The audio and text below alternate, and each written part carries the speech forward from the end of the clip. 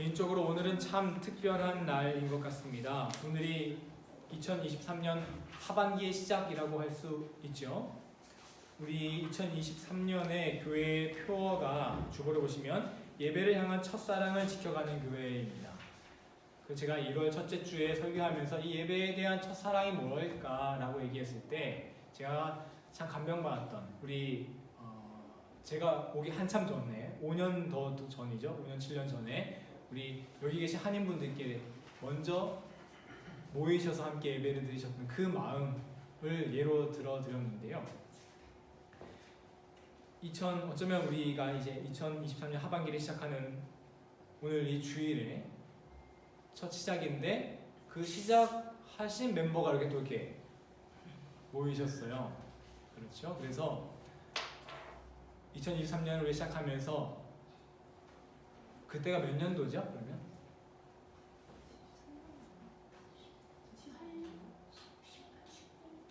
18, 19년?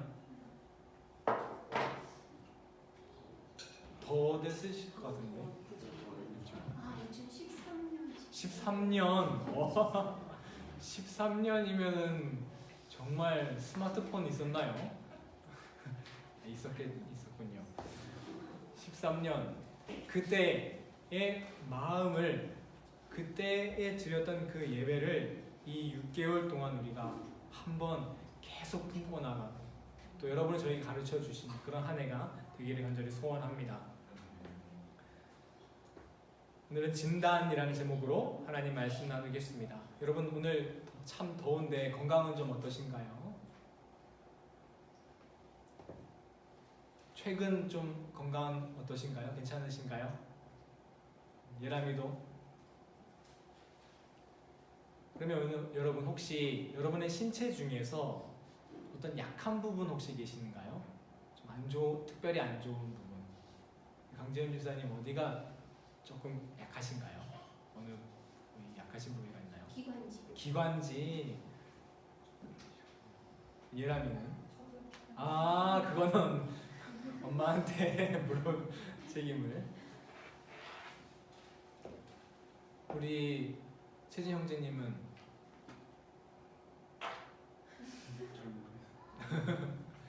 그런 게 있고, 우리 사영 집사님께서는 저는 코가 항상 그러시군요. 다들 이렇게 개인적으로 아픈 부위를 잘 알고 계시잖아요. 저는 개인적으로 이제 폐가 약한 것 같아요. 어릴 적에는 천식이 있었고, 그리고 제일 크게 알았던 병도 폐 쪽에 한번 왔었거든요. 제가 올해 초반에 코로나 후유증을 되게 심하게 앓았었잖아요. 기침을 한참 하고 지금 아직까지도 완벽하게 회복은 안 된 것 같아요. 목소리가 금방 쉬고. 그래서 폐가 좀 걱정이 되더라고요. 기침을 너무 3개월, 4개월 하니까. 얼마 전에 엑스레이까지 찍어보고 어떤지, 상태가 어떤지. 그랬더니 그냥 피도 뽑아보고 비타민 D 그냥 많이 먹으라고 하더라고요. 다른 거 없다고. 이렇게 우리는요, 우리 신체가 어디가 조금만 안 좋으면 금방 알아차리고, 그리고 더 자세하게 알기 위해 의사 찾아가고 또 인터넷 찾아봅니다. 진단을 하는 거죠. 그런데 여러분, 이렇게 우리가 우리의 건강을 신경 쓰는 것만큼 우리의 영혼의 상태가 어떤지 진단하고 계신가요? 여러분 지금 영혼의 건강 상태는 어디쯤이신가요? 어디 안 좋은 곳이나 아픈 곳, 아니면 막 정말 좋았을 때 그 건강 상태보다 지금 더 좋은 상태신가요? 아니면 좀 안 좋은 상태신가요? 우리는 나 자신의 영혼의 상태에 대해선 잘 알지 못할 뿐만 아니라 놀랍게도 별로 관심도 없습니다. 사도 요한은 요한 3서에서 이렇게 말씀하셨죠. 내 영혼이 잘됨 마치 범사가 잘되고 강건하기를 원하노라. 이 말씀을 하신 전제에는 범사와 강건보다 뭐가 더 중요하다는 게 당연하다는 거예요. 영혼이 잘 되는 게 중요한 게 당연하다라는 거죠. 하지만 우리는 이 성경 구절을 그냥 좋아하기만 할 뿐이지 진짜 영혼이 잘 되는 게 더 중요하구나 이런 마음가짐이 없는 것 아닐까요? 혹시 어디 아픈 곳이 있다면 잘 들여다보고 인터넷도 찾아보고 의사 선생님께 가서 진단도 받아봐야 할 텐데 그래야지 치료를 받고 건강해질 수 있지 않겠습니까? 그런데 우리가 아픈데도 진단을 받지 않으면 어떻게 되겠습니까? 내가 어디가 아픈지 지금 어떤 상태인지 알 수가 없으니 작은 병에 걸려도 쇠약해지고 다시 치유받고 건강해질 수가 없는 것이죠. 오늘 사도행전 여러분이 읽으실 본문은 초대교회의 치유의 역사에 대해 보여줍니다. 사도행전에 등장하는 초대교회의 모습은 크게 세 가지인데요. 여러분 말씀 나눴죠? 첫 번째는 공동 소유 생활, 두 번째는 사도들이 말씀을 전하는 것, 세 번째가 바로 치유의 역사가 나타난 모습입니다. 사도행전 5장 12절을 우리 함께 먼저 읽어보겠습니다. 함께요. 시작. 사도들의 손을 통하여 민간의 표적과 기사가 많이 일어나매 믿는 사람들이 다 마음을 같이하여 솔로몬 행각에 모이고 어떤 표적과 기사가 나타났대요. 어떤 표적과 기사일까요? 16절에 구체적으로 나옵니다. 여러분 한번 읽어주시겠습니까? 시작. 예루살렘 군의 수많은 사람들도 모여 병든사람과 또 귀신에게 괴로움 받은 사람을 데리고 와서 다 나음을 얻으니라. 아멘. 어떤 표적과 기사죠? 병자와 귀신 들린 이가 치유되는 역사입니다. 솔로몬의 행각, 우리 다시 12절 한번 보여주시면 앞에 보면은 솔로몬 행각에 막 사람들이 모였다는 거예요. 이 치유가 되는 표적과 기사가. 솔로몬 행각이 어떤 곳이냐면 여러분 베드로가 은과 금은 내게 없지만 내게 있는 것은 내게 주노니 나사렛 예수 그리스도 이름으로 일어나 걸어라 해서 안진뱅이가 일어났던 곳, 그곳이 바로 솔로몬 행각입니다. 그러니 솔로몬 행각은 초대교회의 치유 역사의 상징과 같은 곳이었던 것이죠. 그런데 이 안진뱅이가 일어난 이 사건, 이것 때문에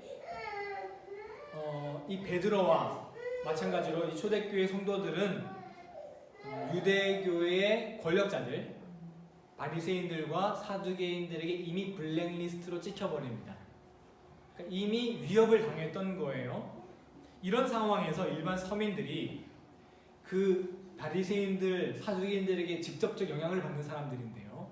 이 사람들이 그 블랙리스트로 찍힌 초대교회 성도들, 사도들의 모임에 간다는 것, 이거 굉장히 위험할 수 있는 일인 거죠. 어떤 보복을 당할지 모르는 상황이었던 것입니다.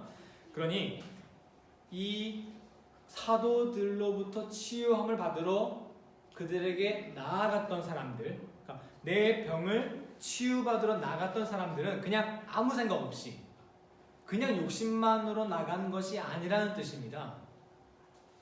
아마도 이전 베드로의 설교를 듣고 믿음이 생긴 이들이 대다수였을 거예요. 그러니 그런 보복, 위협에도 불구하고 자신의 병을 치유받기 위해 나아갔던 것이죠. 그래서 성경은 이들을 가리켜서 그냥 병자, 아픈 이들이라고 하지 않고 14절에 이렇게 말씀합니다. 그들을 한번 읽어볼까요? 14절 시작. 믿고 주께로 나오는 자가 더 많으니 하늘의 큰 무리더라. 그들을 뭐라고 표현합니까? 믿고 주께 나오는 자라고 평가합니다. 그냥 아픈 자가 아니라요. 이렇게 성경 오늘 사도행전 본문에는요, 이 교회에서 나타나는 치유의 역사, 이것을 보고 반응하는 두 가지 부류의 사람이 나타나는데, 첫 번째 부류가 바로 이 믿고 주께 나오는 자입니다. 그럼 두 번째 부류는 어떤 이들일까요? 13절에 나오는데요. 한번 읽어보겠습니다. 13절 시작. 그 나머지는 감히 그와 선동하는 사람이 없으나 백성이 칭송하다가 어떻게 표현하죠? 그 나머지라고 기록되어 있습니다. 이 나머지라고 표현된 사람들은 교회에서 나타나는 치유의 역사를 보면서, 그리고 교회에 예수님을 따르는 사람들을 보며 존경심은 가졌던 사람이에요. 왜? 칭송했다고 생각합니다. 대단하다 라고 표현하고 있지만, 동시에 어떤 표현도 있냐면 상종하지 않았다라는 표현도 있습니다. 이게 좀 어감이 이상한데 그냥 함께하지 않았다라고 여러분 그냥 풀어서 읽어주시면 더 표현이 정확합니다. 그럼 이렇게 얘기할 수 있겠죠. 이 두 번째 부류, 그 나머지라고 기록된 사람들은 교회에 나타나는 치유의 역사를 보고 와 이게 정말 대단한 일이구나, 존경은 했는데 칭송은 했는데 정작 그들과 함께하지 않았다는 겁니다. 그 치유의 역사에 동참하지는 않았다는 것이지요. 그들은 자신들이 직접 그 치유의 현장에 깊이 들어가거나 그 초대교회 공동체와 관련되기를 거부하고 꺼려했습니다. 왜일까요? 권력자들, 사두개인들, 바리새인들 무서웠거든요. 그들은 공동체가 내가 관여하는 순간 자신에게 손해가 되고 피해가 될 수 있음을 두려워했습니다. 이들은 하나님의 역사에 참여하지 않고, 중심에 차서 참여하지 않고 변두리에 서서 그냥 지켜만 보는 방관자, 관람자에 불과했습니다. 한쪽은 믿고 죽게 나오는 자고요, 한쪽은 그 나머지입니다. 이들은 똑같이 교회의 역사를 지켜봤고 유대 권력자들에게 위협을 당한다는 사실도 똑같았습니다. 그런데 무엇이 한쪽은 믿고 죽게 나오는 자가 되었고 한쪽은 방관자가 되게 했을까요? 이것은 바로 자신의 건강 상태를 알고 있는가의 차이가 아닐까요? 믿고 죽게 나오는 이들은 모두 자신이 어디가 아픈지 정확하게 아는 사람들이었습니다. 나 여기가 아파 뿐만 아니라 그 아픈 곳을 치유받는 것에 대한 간절함이 있었던 사람입니다. 그러니 여러분, 이 간절함이 있으니까 바리새인들이 보복하는 거 그게 지금 당장 문제예요. 당장 내가 눈을 뜨고 싶은데, 당장 내가 일어나고 싶은데, 당장 내가 이 아픈 병을 고치고 싶은데 말이지요. 그러니 내가 아픈 곳을 정확하게 알고 진단을 했고 그걸 치유받고 싶어 하니까 그런 위협을 감수하고서도 주님 앞에 나아간 것이죠. 여러분, 오늘 본문 중에 굉장히 흥미로운 구절이 하나 있습니다. 내용이 굉장히 특이한데요. 15절이에요. 15절 한번 읽어주시겠습니까? 15절 시작. 심지어 모든 사람을 들고 거리에다가 침대와 요리에 누이고 베드로가 지날 때에 꼭 그의 그림자라도 누구에게 덮일까 하고. 되게 재밌는 내용이잖아요. 사람들이 이제 광장 입구에 이렇게 길이 이렇게 있었을 텐데 그 길 주위에 침대랑 이불을 갖다 놓고 거기에 누워 있었다는 거예요. 왜? 베드로가 거기를 지나가다가 베드로의 그림자라도 내 여기에 몸에 닿고자 했다는 거예요. 여러분, 이 본문이 말하는 바가 무엇이라고 생각하세요? 와, 보통은 베드로가 어떻게 했구나? 능력이 대단하구나, 이런 식으로 우리가 이해를 하기 쉽거든요. 그런데 이건 본문이 말하는 바가 전혀 아닙니다. 만약 베드로가 정말 대단한 능력을 가졌다라는 걸 강조하고 싶으면 어디까지 이야기가 이어져야 돼요? 그래서 정말 그림자가 닿았더니 병자가 나았더라까지 얘기가 나와야 돼요.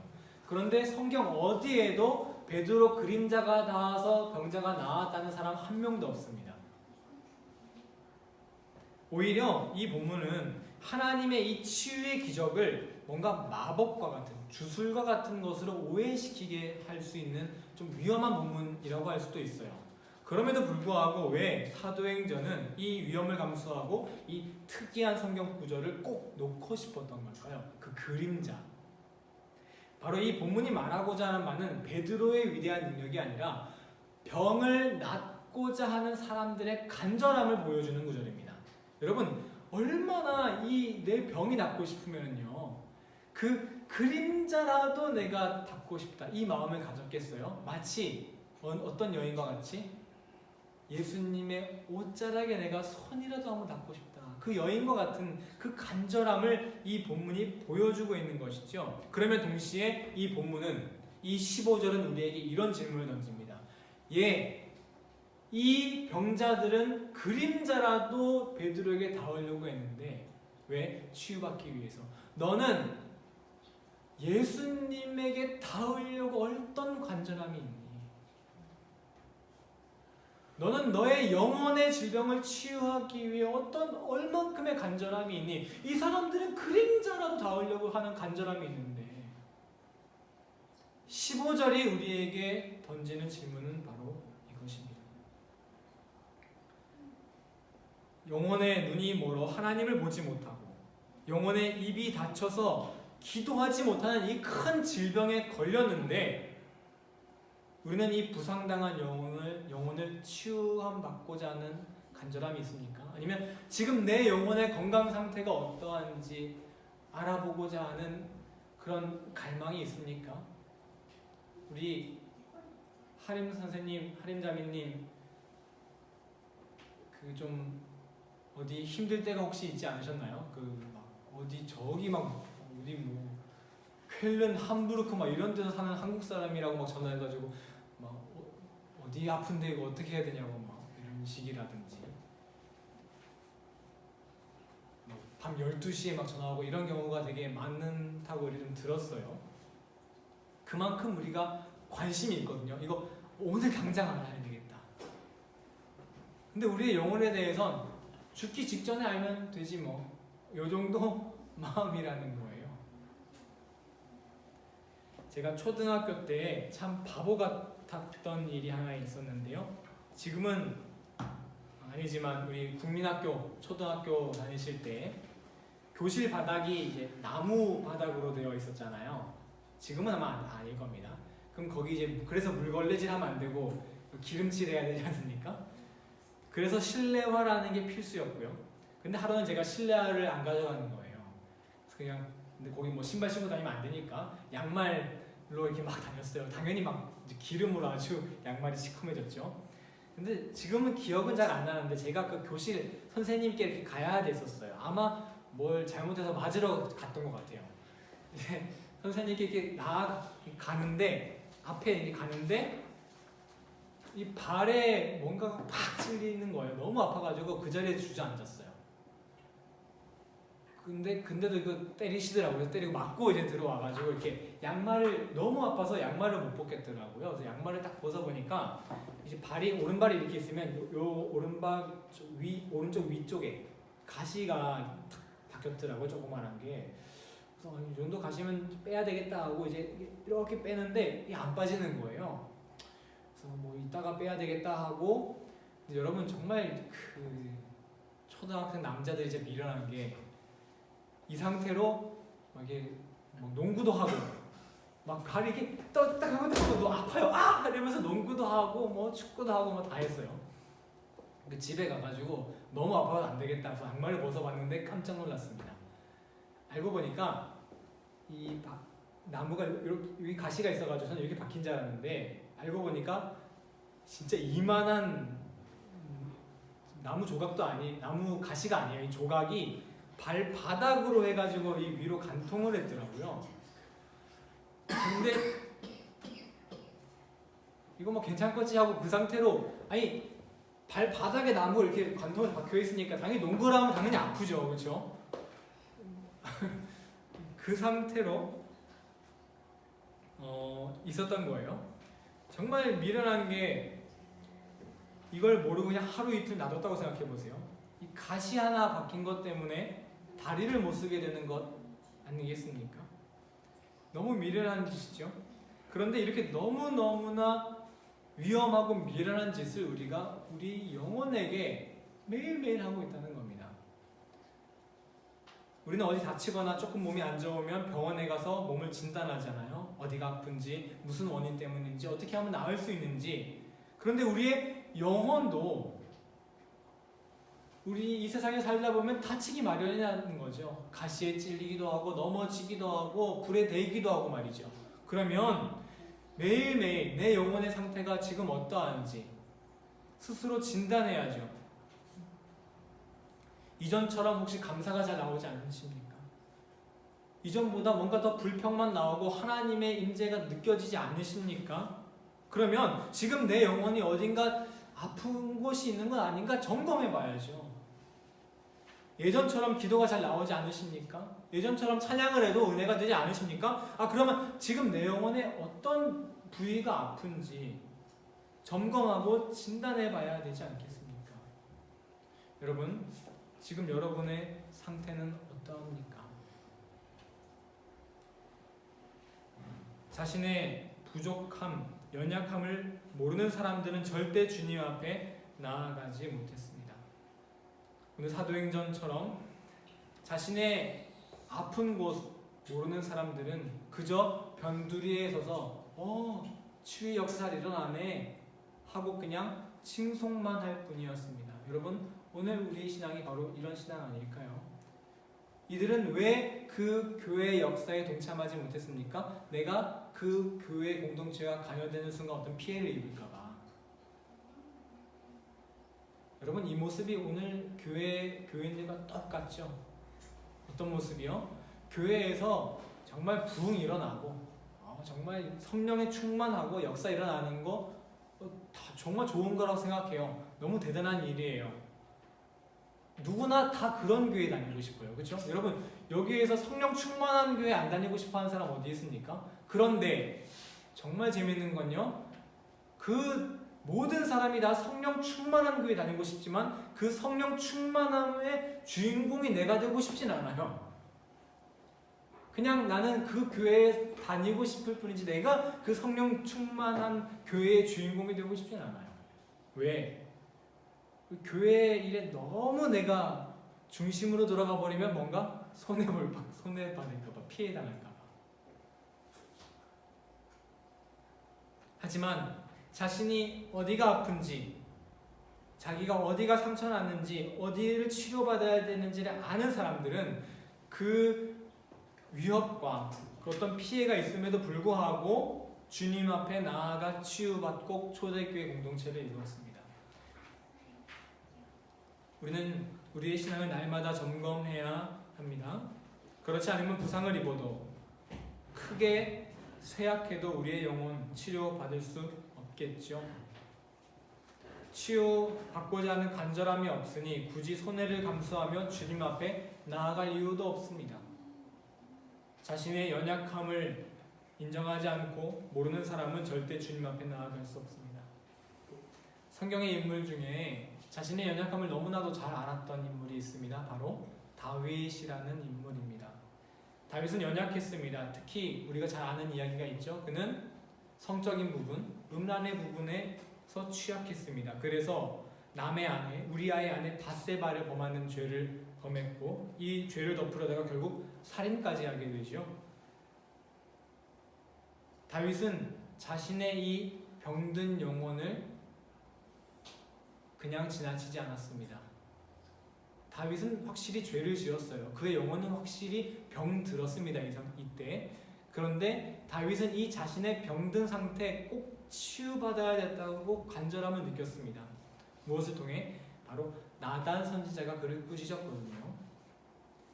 나단 선지자가 이게 잘못했습니다. 너의 영혼이 병들었습니다. 라고 꾸짖자 다윗은 바로 이렇게 고백합니다. 내가 여호와께 범죄하였습니다. 다윗이 자신의 영혼이 병들었음을 깨달은 것입니다. 진단을 받은 거예요. 이런 상황에서 그가 지은 시가 있는데 바로 그 유명한 시편 51편입니다. 51편 10절을 제가 한번 읽어볼게요. 하나님이여 내 속에 정한 마음을 창조하시고 내 안에 정직한 영을 새롭게 하소서.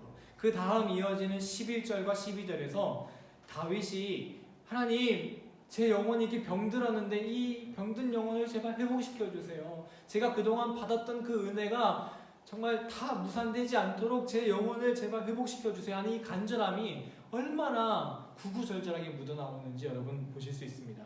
11절과 12절 여러분이 한번 낭송해 주시면 감사하겠습니다. 11절 시작. 나를 주 앞에서 쫓아내지 마시며 주의 성령을 내게서 거두지 마소서.